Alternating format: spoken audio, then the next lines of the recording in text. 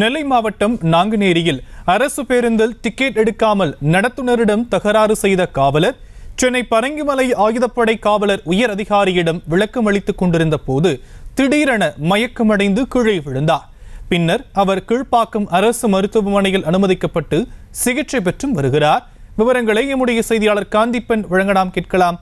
காந்திப்பன், என்ன நடந்தது? ஷியாம், இந்த விவகாரம் நம்ம ஒரு விஷயத்தை புரிஞ்சுக்கணும். நெல்லையில ஆறுமுக பாண்டி பேருந்துல டிக்கெட் எடுக்காம நடத்துனரோட ஒரு வாக்குவாதத்தில் ஈடுபடுறாரு. ஆனா சென்னையில இருக்கக்கூடிய பரங்கிமலை ஆயுதப்படையில அவரை விசாரணை கூட்டு வராங்க. ஒரு விஷயம் நம்ம இதுல புரிஞ்சுக்க வேண்டியது, அந்த காவலர் சென்னையில இருக்கக்கூடிய பரங்கிமலை ஆயுதப்படையில தான் வேலை பார்க்கிறாரு. பணியாற்றக்கூடிய இடம் சென்னையில இருக்கக்கூடிய பரங்கிமலை. இவர் அந்த 2 தினங்களுக்கு முன்பு ஒரு சம்பவம் நடந்திருக்கு.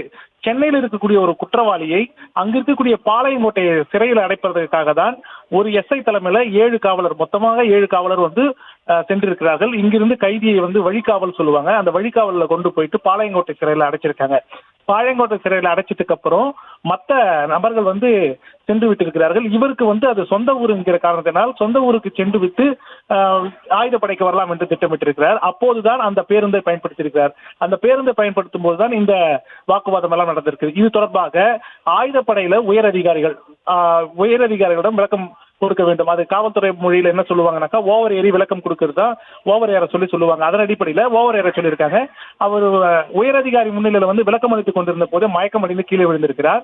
நேற்று மாலை மயக்கம் அடைந்து விழுந்தவர் தற்போது சென்னை கீழ்ப்பாக்கம் அரசு மருத்துவமனையில் இருக்கக்கூடிய 2வது தளத்தில் ஜெனரல் வார்டில் அனுமதிக்கப்பட்டு தற்போது சிகிச்சை அளிக்கப்பட்டு வருகிறது.